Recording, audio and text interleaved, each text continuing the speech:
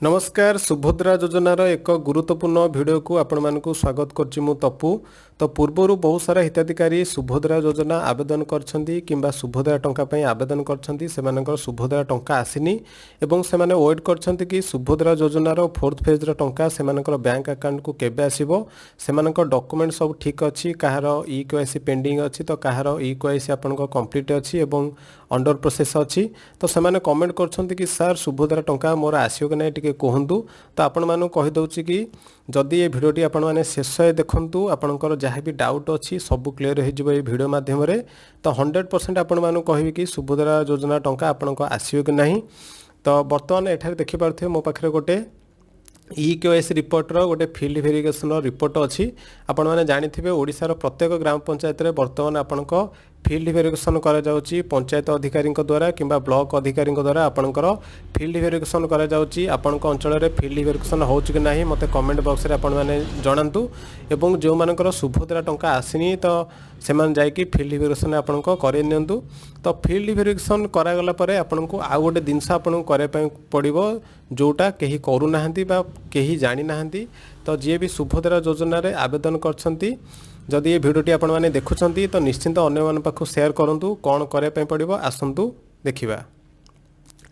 तो एठारे मु सुभद्रा वेबसाइट को जाउची। तो वेबसाइट को गला परे एठारे नॉन ई केवाईसी एप्लिकेंट पर क्लिक करूची। तो प्रत्येक डिस्ट जो डिस्ट मु वर्तमान चूज करबी प्रत्येक डिस्ट एवं प्रत्येक जीपी रे एठारे देखि पारथे बहुत सारा हिताधिकारी अछंती। तो से माने केवाईसी करनाहंती तो केवाईसी केउ मान करिवे तो आपण मानु कहि दउची। तो जो हिताधिकारी माने बिना ओटीपी रे किंबा बिना केवाईसी रे सुभद्रा योजना अप्लाई करथिले पूर्वरु तो सेमानकु केवाईसी करे पय पड़िबो। तो प्रत्येक जीपी रे केवाईसी लिस्ट आसी जायछि। तो आपनको जीपी रे केवाईसी लिस्ट रे आपनको ना अछि कि नाही जदि अछि तो जल्दी जाई कि निकटस्थ जनसेवा केंद्र किंबा मो सेवा केंद्र रे आपण माने केवाईसी करे नियंतु। ओके जदि आपण माने केवाईसी कराउ नाहंती तो आपनको सुभद्रा टंका आसीबो नाही। तो सरकार जाने पय चाहुछंती जो व्यक्तिटी सुभद्रा योजना आवेदन करिछि बा अप्लाई करिछि प्रकृत रे से पाए पय योग्य किंबा अयोग्य से जाने पय कि आपनको केवाईसी करा जाउछि। जदि आपण केवाईसी करू नाहंती तो सुभद्रा टंका आपनको आसीबो नाही। तो एठी गोटे प्रूफ सहित आपण मानको देखौछि। तो एठारे आपण माने देखि पारथे बहुत सारा हिताधिकारी री केवाईसी हेछि बा जो मानकर केवाईसी हे नथिला पुनर्बार से मानकर केवाईसी करे जायछि। एठारे देखि पारथबे नंबर ऑफ रिकॉर्ड फाउंड 21 तो 21 जन हिताधिकारी एठारे केवाईसी हेछि। तो केवाईसी हेला परे एठारे देखि पारथबे तांको नेम अछि तांको स्वामी को ना अछि किबा बापा को ना अछि एवं अप्रूवल स्टेटस जहार जहा अछि एठारे शो करछि एवं री ई केवाईसी डेट को डेट रे पुनर्बार तांको केवाईसी हेछि एठारे देखि पारथबे एवं री केवाईसी मोड कोदरे तांकर केवाईसी करे जायछि बायोमेट्रिक रे हेछि किबा आखि आईआरएस रे हेछि एठारे देखि पारथबे। तो तळको स्क्रॉल करछि गोटे ऑप्शन आपन देखौछि जणे हिताधिकारी को केवाईसी करे जायथिला एठारे देखि पारथबे 9/12/2024 तो 9 डिसेंबर 2024 रे तांकर केवाईसी करे जायथिला जोडा तांकर रिजेक्टेड करे जायछि डिपार्टमेंट तरफरु।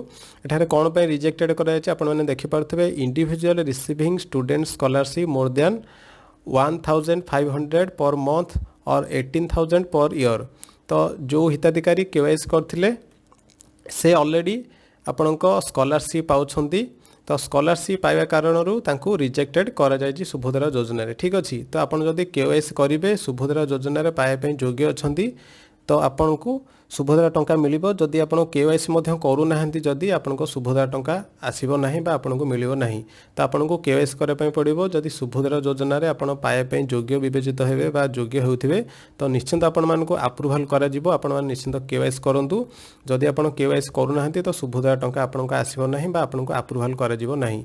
तो गवर्नमेंट अप्रूवल करे पय कि आपनको केवाईसी जो मानकर हेनी से मानकर केवाईसी ऑलरेडी करूछंती तो आपण माने निकटस्थ जनसेवा केंद्र किबा मो सेवा केंद्र जाई कि केवाईसी करे नियंतु आपनको अंचल रे जदि आपनको ई केवाईसी लिस्ट रे आपनको ना अछि। ठीक अछि तो आ गोटे क्वेश्चन आपनको मन रे आसुथिबो कि सर जो हिताधिकारी माने आगुरु सुभद्रा योजना रे बिना ओटीपी रे किबा बिना केवाईसी रे सुभद्रा योजना अप्लाई करथिले से माने टंका पाई सारछंती सेमानकर केवाईसी हेबो कि नाही।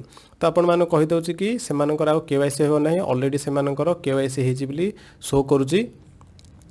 तो सेमानकर आ केवाईसी हेबो नाही। तो आपणकर जदि सुभद्रा योजनार नॉन ई केवाईसी लिस्ट रे आपणको ना अछि तो तुरंत जाइके आपण माने केवाईसी करे नियंतु एवं जदि आपणको फील्ड वेरिफिकेशन करनाहंती तो निकटस्थ ଗ୍ରାମ ପଞ୍ଚାୟତରେ ଯାଇକି ଆପଣମାନେ ଫିଲ୍ଡ ଭେରିଫିକେସନ୍ କରିଦିଅନ୍ତୁ। ଆପଣଙ୍କ ସୁଭଦ୍ରା ଯୋଜନାର 4th ଫେଜ୍ର ଟଙ୍କା ନିଶ୍ଚିନ୍ତ 100% ଆସିବ।